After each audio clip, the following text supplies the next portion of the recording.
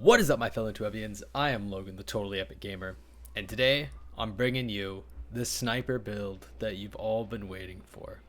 If you're like me, then you played through a lot of the campaign sniping people. I wasn't in the BR infinite clip, I was just sniping people, trying not to die, dying often anyways, and trying to just stay alive.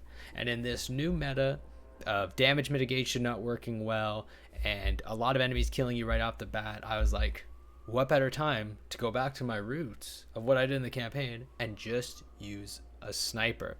So let's get into a little bit. First, we'll go through the skill tree. This is very, very basic.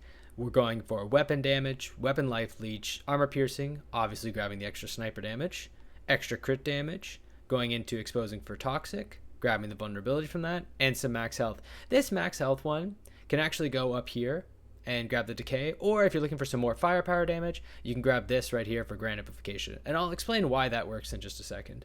So then you grab nitrogen capsules, BR8, a nitrogen, and toxic. This one, you don't really need it too much. You could put this over here and grab some extra 10% freeze damage. Again, up to you on that portion. I like this. It's slightly better, but definitely not required, because most times you'll be fighting something that are going to be at such a long range that you don't get the usability out of it that you would get if you're using an AR or an SMG. Moving on, take 8% more damage. The sniper variant, of course, we're not using an AR. Armor piercing, grabbing the extra 20% damage. Long range damage, magazine clip size, toxic, and empowering antenna. So very basic setup. We're not grabbing the reload because we're using bladed rounds here, but a little bit of maneuverability. You can definitely take from here, put it here, and you can definitely take from over here and put one over here, right? There's ability to move around. You have choices on this setup. Of course, you can also run cannonade for that extra, just boom damage. But I found that going for a more freeze type orientation was much stronger and much more usable. So of course you can go here or you can go here, but that's really just up to you and your preference. So moving on to these skills, as I just said, we're taking cold snap, because I think the freeze is better. Working towards a freeze is much easier to accomplish. Cryo turret is also an option. I find cold snap is just a catch-all savior, so I like using it. But of course, cryo turret takes on some aggro. So there is, again, maneuverability here. It's not as, hard-coded as the AR build is.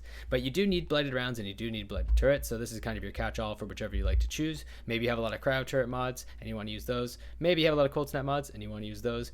Totally up to you on that one. I just run cold snap and you'll see that in my gameplay it helps me a lot. Now, as you guys know, with the wipe, everybody got, God rolled level 50 items back. And that's awesome for a lot of people that use it. Some people feel like it's cheating. Whatever. It's a PvE game. Let's have some fun. I'll take my God rolls. I'll use them. And that's exactly what I did here. I found a God rolled sniper. And by found, I mean was graciously given.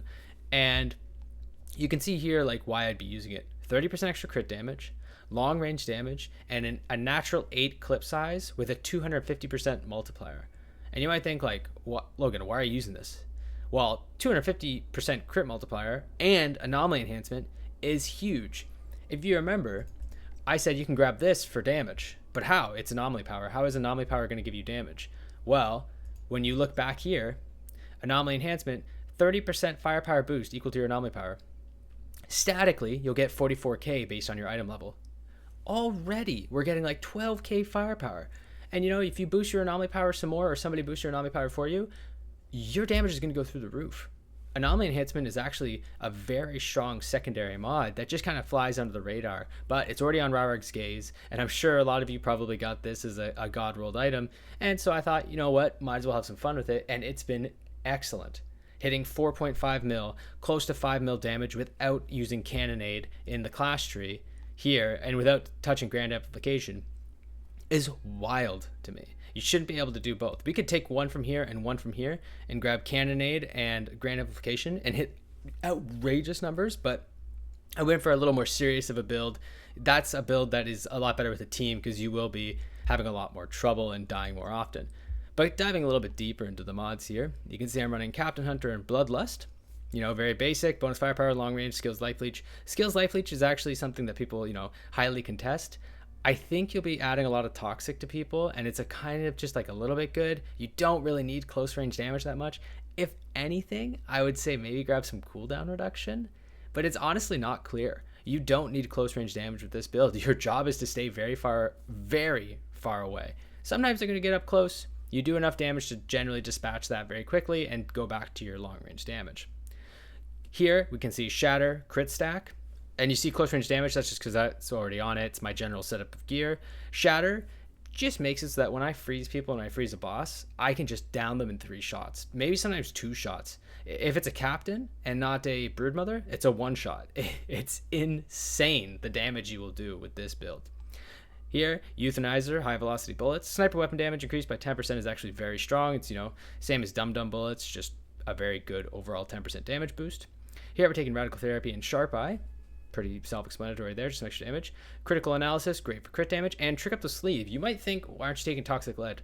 This build one-shots a lot of enemies, and Toxic Lead has to have Toxic already applied. With a Burst Rifle, the first shot of your Burst Rifle will do very little damage, but it applies Toxic for you. So you're guaranteeing yourself Toxic Lead. Here, you're not guaranteeing Toxic Lead, because when you one-shot a Perfora, you never applied Toxic in the first place. You hit him for 400k without Toxic applied. That's just kind of how it goes. So Trick Up the Sleeve is a little bit stronger. In the gameplay I'm going to be showing, I did run Toxic Lead, and you'll see a little bit of how that's an issue and sometimes not great for the build, and that's why Trick Up the Sleeve is slightly better. And here, I know Dark Sacrifice is making its waves, and I love Dark Sacrifice. I'm a huge fan of it. But you see I'm actually running Killing Spree. The real reason is, generally, you don't have a lot of ways to heal yourself on this build, and you're at a very long distance. If a rifleman starts shooting at you from a very long range, just for some, stupid reason, he might just kill you, even if he's super, super far away. If you're running Dark Sacrifice and you're at half HP or maybe slightly under half HP. So Killing Spree just gives you a little bit more grace when it comes to this. And I know that for Killing Spree, it's not as good as Dark Sacrifice when it comes to every time you have to revamp it up. But with all the times that sniper weapons are really strong, like, Drought Palace, Colosseum, I'm going to be showing Scorched Lands because, huge range, and Mountain Outpost, you will have enough time to bring Killing Spree up to par and making sure that the 3 stacks are always running. So that's why I have this running this way. Now, there's also another little bit of maneuverability here when it comes to these 3 items. And I know I'm going deep on these mods, and it's for good reason, because the sniper build has so much availability for you to move it around. You can run Borealis here. You absolutely can. If you want to run Crown of the Borealis, you're going to get twins from it right away. And you can just switch out Painful Chill and change Cold Snap to crowd turrets. And you're already getting bonus firepower, status power, long range damage. You are getting everything you want. On top of that, you can start letting people just get frozen right away, right? And then just increasing your weapon damage with the set bonus. As you can see, critical hit damage increasing 10%. Awesome. But on top of that, every enemy that's frozen takes 90% extra damage. And now it comes down to the weapon base damage, right? It's not a perfect 90%. However, this weapon has such a high base damage at 14k. It's going to increase your damage on frozen enemies by, probably about 100, 200k per shot. And if you have double crowd turrets going out, like, whew, you're running a steam show over here. So there's a lot of maneuverability. You don't need to run the perfect set. It's a lot of fun. And I think that's just kind of what I'm trying to get across here is there's a lot of maneuverability within the set. It's not like the AR burst, and you have a lot of chances to have fun here. And I'm sure a lot of you got Godworld snipers, and I think it's worth trying out the build. It's fun. It's what I wanted to play the game for. I wanted to be a cool sniper, and I really enjoyed this build. And now, enough talking, enough analysis. Let's get into the gameplay. So here you can see that we're actually working at the back end of Scorched Lands.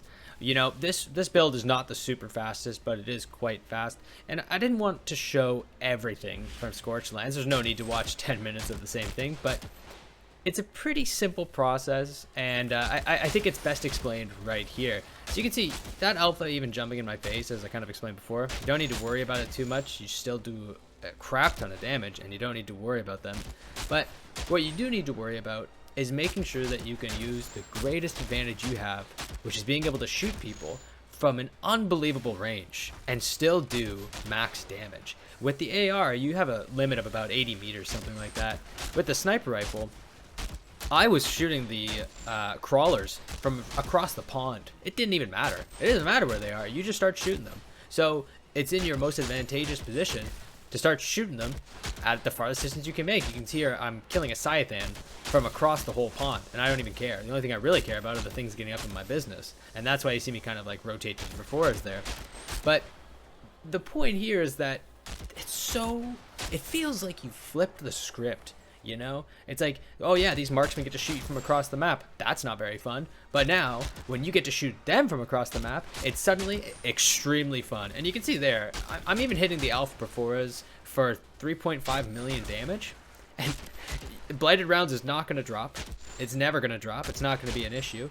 And if you were very keen in watching me kill the Perforas, you'll notice that my ammo didn't go up on them. So if I was short on ammo, that would have sucked. And that's kind of why I switched to Trick Up the Sleeve. And you see here, I kind of land 2 good crits and then go, screw it, I'll just keep blasting her. And it pretty much takes 3 good shots on a Broodmother to kill it. And to me, that's outrageous. And I really wanted to kill this one really, really fast. So I kind of went against my own creed of keep my distance, make sure I'm set up positionally. And I was like, I'm just going to shoot it. I'm going to shoot it a bunch. And I got jumped from behind, and that's kind of what happens. And that is an attestment to the point that you should just keep long range. You don't need to be a superstar shooter. Just keep a super far distance and just start blasting. You will not run out of Blighted Rounds, but you will hit for a huge amount of damage and not have to worry about anything.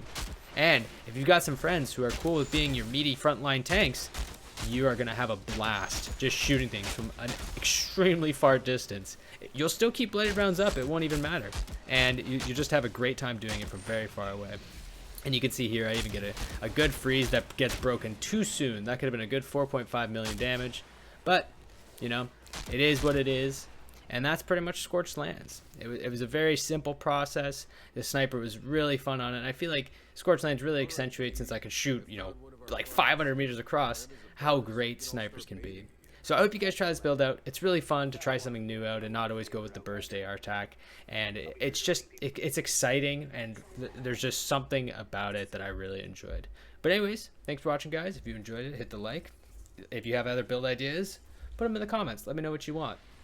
And with that being said, I'm going to be signing off. Let you guys look at the damage all by yourself, and have a great day.